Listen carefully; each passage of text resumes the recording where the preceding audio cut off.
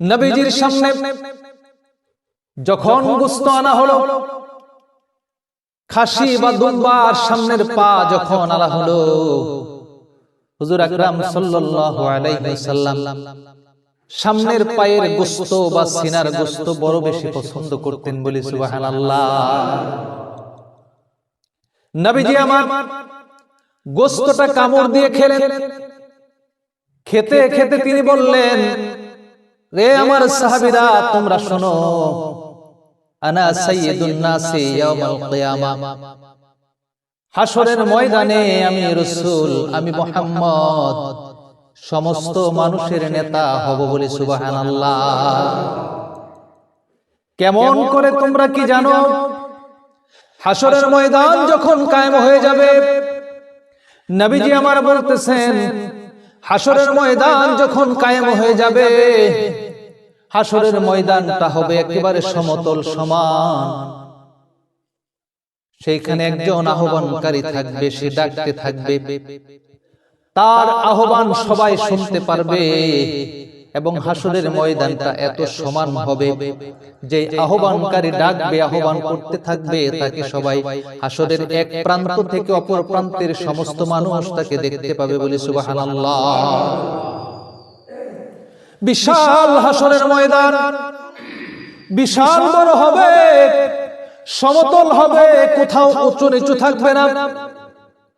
হাদিস শরীফের মধ্যে এসেছে, নবীজি আমার বলেন, হাসরের ময়দানের রংটা হবে, মাটির রংটা হবে রুটি ভাজার পরে যে রকম রং হয় সেই রকম রং হয়ে যাবে, সুবহানাল্লাহ। নবীজি আমার বলেন, সাহাবীরা রে, হাসরের ময়দানের পরিবেশটা হবে বড় ভয়াবহ। সূর্য সামান্য মাথার উপরে থাকবে। সূর্য পৃথিবীর মধ্যে তাপ দেয় একটা মুখ দ্বারা। সূর্যের অরিজিনাল তাপ হলো 1,04,00,000 ডিগ্রি সেলসিয়াস। আল্লাহু আকবার বলেন। পৃথিবীর যে জায়গাটার মধ্যে সর্বোচ্চ তাপমাত্রা পড়ে, সেখানে 104 ডিগ্রি তাপমাত্রা পড়ে। 104 ডিগ্রি সেলসিয়াস তাপ যেখানে পড়ে, সেখানে কোনো প্রাণী বসবাস করতে পারে না। আল্লাহু আকবার বলেন। অরিজিনাল তাপ হলো 1,04,00,000 ডিগ্রি সেলসিয়াস। হাসরের ময়দানে সূর্যের 12টা মুখ, সবগুলো মুখ উন্মুক্ত করে দেওয়া হবে।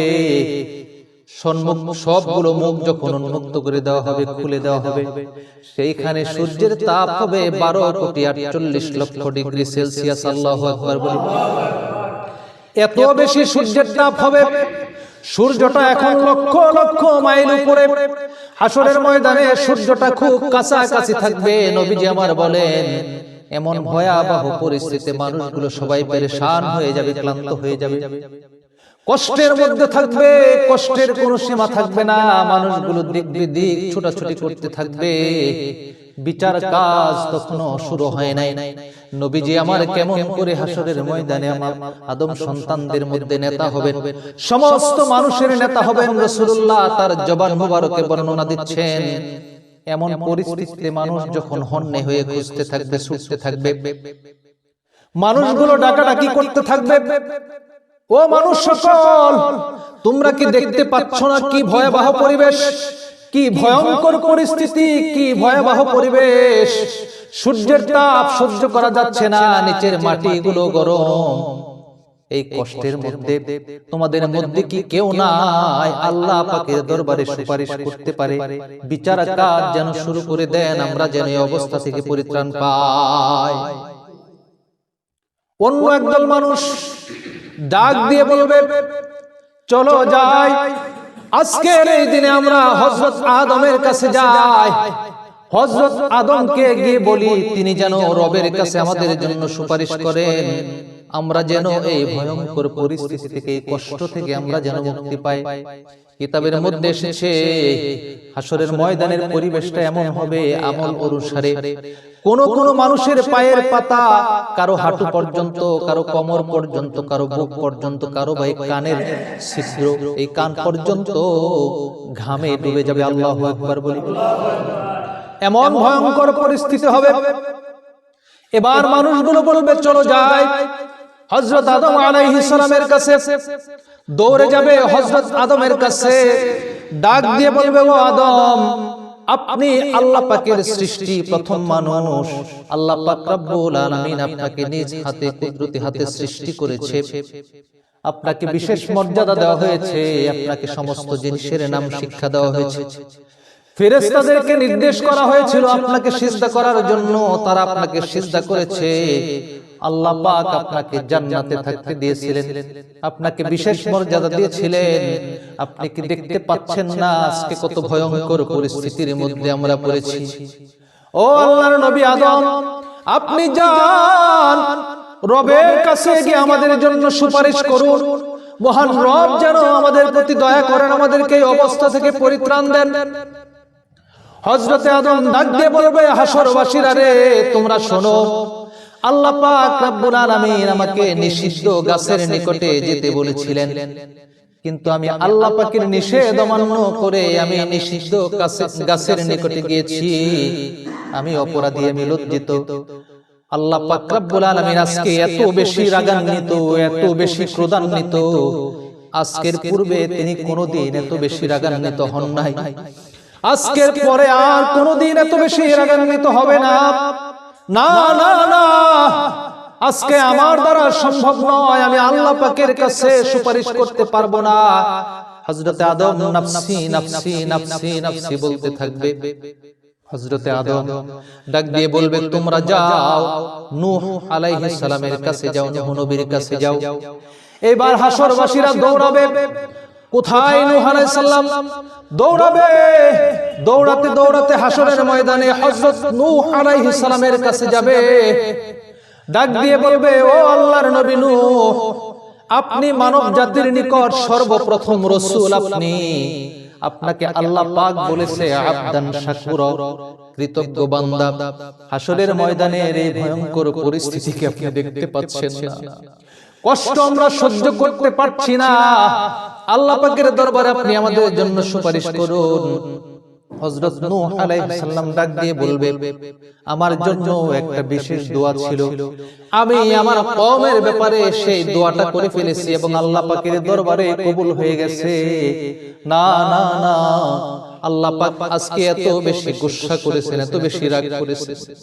আজকের পূর্বে তিনি কোনোদিন এমন রাগ করেন নাই, আজকের পরেও তিনি কোনোদিন এমন রাগ করবেন না, এত ক্রোধান্বিত হবেন না, এত রাগান্বিত হবেন না। আজকের ভয়ঙ্কর পরিবেশে আমি নূহ সুপারিশ করতে পারবো না। কয়জন গেল? দুইজন নবী গেল। এইবার নূহ আলাইহিস সালাম ডাক দিয়ে বলবে, হাসরবাসীরা রে, তোমরা একটা কাজ করো, তোমরা ইব্রাহিম নবীর কাছে যাও। হাসরবাসীরা দৌড়াবে। মানুষ যখন বিপদে পড়ে, মানুষ দুনিয়ার জমিনের মধ্যে যখন বিপদে পড়ে, যদি কেউ বলে তার কাছে যাও, মেম্বারের কাছে যাও, দৌড়ে যায় মেম্বারের কাছে। চেয়ারম্যানের কাছে যাও, দৌড়ে যায় চেয়ারম্যানের কাছে। ঠিক কিনা? হাসরের ময়দান কঠিন পরিবেশ। দুনিয়ার কোন চেয়ারম্যান মেম্বারের সেখানে সুপারিশ করার ক্ষমতা নাই। আল্লাহর নবী তারা অস্বীকার করতেছে পারবো না। এবার হযরত নূহ আলাইহিস সালাম ডাক দিল, যাও তোমরা ইব্রাহিমের কাছে যাও। হাসরবাসীরা ছুটে যাবে হযরত ইব্রাহিমের কাছে। ডাক দিয়ে বলবে, ও ইব্রাহিম খলিলুল্লাহ, আপনি আল্লাহর নবী, আপনি আল্লাহর খলিল। আল্লাহ পাক আপনাকে বন্ধু হিসেবে গ্রহণ করেছিল, আপনাকে বিশেষ মর্যাদা দান করেছিল। হাসরের ময়দান কত ভয়ঙ্কর পরিবেশ, কত ভয়ঙ্কর পরিস্থিতি। আমাদের জন্য আদম সুপারিশ করতে পারছে না, নূহ আলাইহিস সালাম সুপারিশ করতে পারছে না। আপনি তো আল্লাহর নবী, আপনি তো আল্লাহর বন্ধু। এই ভয়ঙ্কর পরিস্থিতিতে আজকে সুপারিশ করে আমাদেরকে উদ্ধার করুন। এবার ইব্রাহিম খলিল ডাক দিয়ে বলবে, হাসরবাসীরা রে, আমি আল্লাহ পাকের খলিল ছিলাম ঠিক আছে, কিন্তু আমার দ্বারা জমিনের মধ্যে তিনটা মিথ্যা সংগঠিত হয়ে গিয়েছিল। আমি নিজেকে অপরাধী মনে করছি। আজকে আমার রব, আমার আল্লাহ হাসরের ময়দানের মধ্যে এত বেশি রাগান্বিত হয়ে আছেন, এত বেশি গুসা হয়ে আছেন। না না না, আজকে আমি সুপারিশ করতে পারবো না। নাফসি নাফসি বলতে থাকবে হযরত ইব্রাহিম খলিল। যাও যাও যাও, তোমরা হযরত মুসার কাছে যাও, গিয়ে দেখো হযরত মুসা আজকের ভয়ঙ্কর পরিবেশের মধ্যে তোমাদের জন্য সুপারিশ করতে পারে কিনা। আমার বন্ধুরা, সমস্ত হাসরবাসীরা এবার এক বুক আশা নিয়ে চলে যাবে হযরত মুসার কাছে। হযরত মুসাকে জলিলুল কদর পয়গম্বর হাসরবাসীরা ডাক দিয়ে বলবে, ও আল্লাহর নবী মুসা, আল্লাহ পাক রব্বুল আলামিন দুনিয়ার জমিনে আপনার সঙ্গে কথা বলেছে, আপনাকে বিশেষ মর্যাদা দান করা হয়েছিল। ও মুসা, এমন ভয়ঙ্কর হাসরের মাঠ, এমন ভয়ঙ্কর হাসরের মাঠে আজকে আপনি আল্লাহর কাছে সুপারিশ করুন, আল্লাহ পাক যেন আমাদেরকে পরিস্থিতি থেকে রেহাই দেন। হযরত মুসা কালিমুল্লাহ ডাক দিয়ে বলবে, হাসরবাসীরা রে, দুনিয়ার জমিনের মধ্যে আল্লাহ পাক নির্দেশ দেন নাই, আল্লাহ পাক আমাকে নির্দেশ দেয় নাই, তারপরেও আমি মুসার দ্বারা একজনকে হত্যা করা হয়েছিল, আমি একজনকে হত্যা করে ফেলেছিলাম। আমি নিজেকে অপরাধী মনে করছি, আমি লজ্জিত। না না না, আমি মুসা পারবো না। হাসরের এমন ভয়ঙ্কর পরিস্থিতির মধ্যে আমি মুসা আজকে সুপারিশ করতে পারবো না। নাফসি নাফসি করতে থাকবে।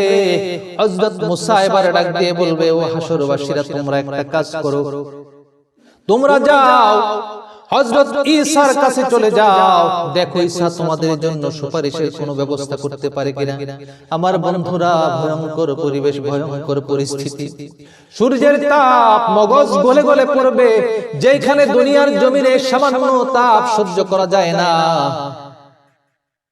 12,48,00,000 ডিগ্রি সেলসিয়াস সূর্যের তাপের মধ্যে মানুষ টিকবে কেমনে? ও আমার বন্ধুরা, মানুষ শূন্য হয়ে শুতে থাকবে। চলে যাবে ঈসা রূহুল্লাহর কাছে, ডাক দিয়ে বলবে, ও ঈসা, আপনি আল্লাহর নবী, আপনার বিশেষ মর্যাদা রয়েছে, আল্লাহ পাক রব্বুল আলামিন আপনাকে বিশেষভাবে সৃষ্টি করেছে। আপনি আল্লাহ পাকের কালেমা, আল্লাহ পাকের হুকুম, আপনি আল্লাহ পাকের রূহ, আপনি আল্লাহ পাকের হুকুমে আপনার মায়ের গর্ভে আপনি জন্ম নিয়েছিলেন। দুলনায় থাকা অবস্থায়, শিশু যখন অবস্থা ছিল, আপনার শৈশব অবস্থায় আপনি মানুষের সঙ্গে কথা বলেছিলেন। ওই ঈসা রূহুল্লাহ, আপনি যান যান, আজকে হাসরের ময়দানে এমন ভয়ঙ্কর পরিস্থিতি থেকে আপনি আমাদেরকে উদ্ধার করুন। বন্ধুগণ আমার, হযরত ঈসা এবার ডাক দিয়ে বলবে, রে হাসরবাসীরা, তোমরা কি দেখতে পাচ্ছ না আজকে এমন ভয়ঙ্কর পরিস্থিতির মধ্যে আমার রব কত রাগান্বিত হয়ে রয়েছে, কত গুসা করেছে, কত ক্রোধান্বিত হয়েছে। আজকের পূর্বে তিনি কোনোদিন এই রূপ ধারণ করে না, এত রাগ তার ছিল না। আজকের পরেও তিনি কোনোদিন এই রূপ ধারণ করবে না। আজকে হাসরের এই কঠিন পরিস্থিতিতে আমি ঈসা সুপারিশ করতে পারবো না। মানুষ হতাশ, কার কাছে যাবে, কোথায় যাবে? আদমের কাছে গেল, নূহের কাছে গেল, হযরত ইব্রাহিম, হযরত মুসা, ঈসা, সবার কাছে গেল। কেউ আজকের এই ভয়ঙ্কর পরিস্থিতিতে শাফাআত করার মতো সাহস কারো নাই। আমার বন্ধুরা, হাসরবাসীরা হতাশ হয়ে যাবে। হযরত ঈসা রূহুল্লাহ ডাক দিয়ে বলবে, এ হাসরবাসীরা, তোমরা যাও আখির নবী, রহমতের নবী মুহাম্মদুর রাসূলুল্লাহ সাল্লাল্লাহু আলাইহি ওয়াসাল্লাম, আখিরি নবীর কাছে তোমরা যাও, আখিরি পয়গম্বরের কাছে যাও, গিয়ে দেখো তিনি কিছু করতে পারে কিনা। বন্ধুরা আমার, ভয়ঙ্কর পরিস্থিতির মধ্যে সমস্ত হাসরবাসী এবার আখিরি নবী রাহমাতাল লিল আলামিনের কাছে চলে যাবে। রাহমাতাল লিল আলামিনের কাছে গিয়ে আরজ করা হবে, ইয়া রাসূলুল্লাহ, ইয়া হাবিবাল্লাহ, আপনি আখিরি নবী, আপনি খাতামুন নবীন, আপনি রাহমাতাল লিল আলামিন। আপনি তো দেখছেন আমরা কেমন করে হন্যে হয়ে ছুটছি। হাসরের ময়দান বড় ভয়ঙ্কর পরিবেশ পরিস্থিতি। সমস্ত নবীদের কাছে গেলাম, হযরত আদমের কাছে গেলাম, নূহের কাছে গেলাম, ইব্রাহিমের কাছে গেলাম, মুসার কাছে গেলাম, ঈসার কাছে গেলাম। আল্লাহ পাক রব্বুল আলামিন আজকে তো ভয়ঙ্কর রূপ ধারণ করেছে, কেউ তার সামনে সুপারিশ করতে রাজি হলো না, কারো সাহস নাই। রাহমাতাল লিল আলামিন, আপনি আমাদের জন্য সুপারিশ করুন। সুবহানাল্লাহ। রহমতের নবী আল্লাহ পাকের আরশে আজিমের সামনে সিজদায় লুটিয়ে পড়বে। সুবহানাল্লাহ বলেন। যেখানে কেউ সাহস করে না, এমন ভয়ঙ্কর পরিস্থিতিতে রাহমাতাল লিল আলামিন খাতামুন নবীন হাসরবাসীদের জন্য আল্লাহ পাকের দরবারে আরশে আজিমের সামনে সিজদায় লুটিয়ে পড়বে। নবীজি আমার বলেন, আল্লাহ পাক রব্বুল আলামিন আমাকে এমন কতগুলো ভাষা সেদিন শিক্ষা দিবে, আমার অন্তরের মধ্যে দান করবে, যেই ভাষায় দুনিয়ায় কোনো বনি আদম কোনো মানুষ আল্লাহ পাকের প্রশংসা করে নাই, এমন কিছু ভাষা সেদিন আল্লাহ পাক আমাকে দান করবেন।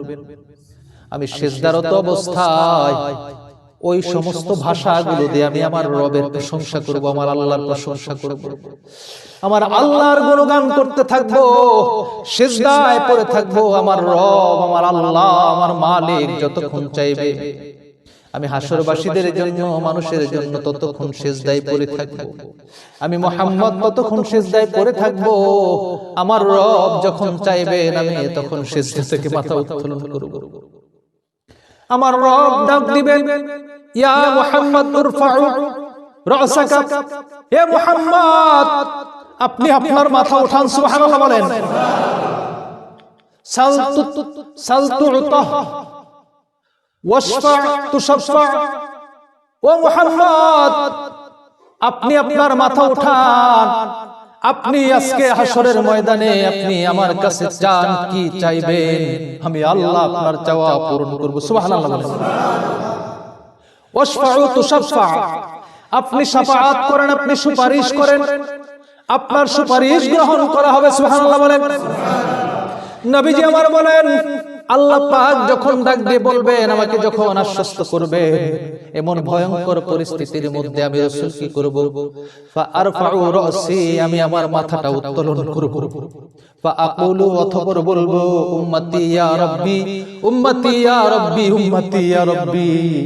দুনিয়ার জমিনের মধ্যে নবীজি যেমন করে সারাটা জীবন ইয়া হাবলি উম্মতি বলে কেঁদেছেন, হাসরের ময়দানেও তিনি বলবেন, আমার উম্মত, হে আমার রব, আমার উম্মত, হে আমার রব, আমার উম্মত, আমার উম্মতের কি অবস্থা? সুবহানাল্লাহ বলেন। নবী ছাড়া কোনো উপায় আছে নাকি? হাসরের মধ্যে কোনো উপায় আছে নাকি? হাসরের ময়দানে নবী ছাড়া কোনো উপায় নাই। রাসূলুল্লাহ এবার শাফাআত করবেন। আরেকটা হাদিসের মধ্যে এসেছে রাসূলুল্লাহ শাফাআত করতে শুরু করবেন। চারবার রাসূলুল্লাহ এমন করে সিজদায় যাবেন, চারবার তিনি সিজদা থেকে মাথা উত্তোলন করবেন। সুবহানাল্লাহ। যারা গুনাহগার, যাদের জন্য জাহান্নাম অবধারিত হয়ে গিয়েছিল, যারা জাহান্নামে চলে গেছে, নবীজি আমার চারবার সিজদায় যাবেন, চারবার সিজদা থেকে মাথা উত্তোলন করবেন। প্রথমবার তিনি জাহান্নাম থেকে তাদেরকে বের করে আনবেন যাদের অন্তরের মধ্যে জবের পরিমাণ দানা, জবের দানা পরিমাণ ঈমান যাদের অন্তরে আছে, লা ইলাহা ইল্লাল্লাহ মুহাম্মাদুর রাসূলুল্লাহ, এই সাক্ষীটা যারা দিয়েছে, লা ইলাহা ইল্লাল্লাহ যারা বলেছে, যাদের অন্তরের মধ্যে জবের দানা পরিমাণ ঈমান থাকবে, নবীজি আমার ওই জাহান্নাম থেকে তাদেরকে বের করে আনবেন। জোরে বলে সুবহানাল্লাহ।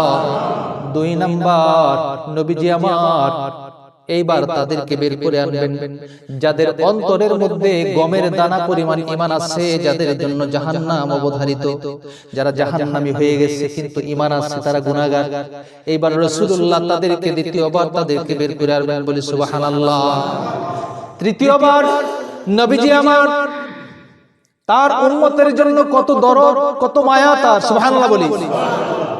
যারা জাহান্নামী হয়ে যাবে, যাদের অন্তরের মধ্যে সামান্য বিন্দু পরিমাণ ঈমান থাকবে, অনুপরিমাণ ঈমান থাকবে, রাসূলুল্লাহ এইবার জাহান্নাম থেকে তাদেরকে বের করে আনবেন, বলে সুবহানাল্লাহ।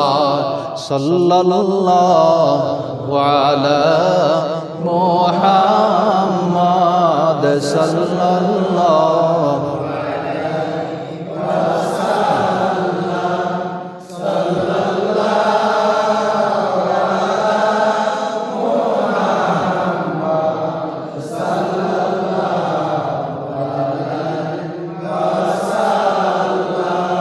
সম্মানিত হাজিরিন, বড় লম্বা হাদিস, অনেক হাদিস রয়েছে।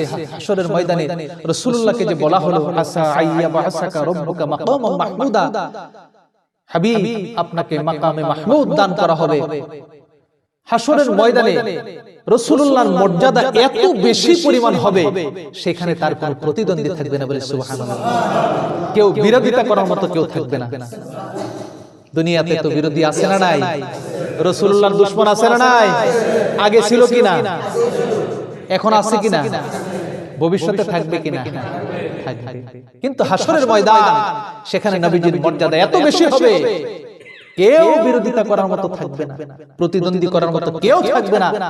একচ্ছত্র একটা মর্যাদা নবীজির থাকবে, বলে সুবহানাল্লাহ।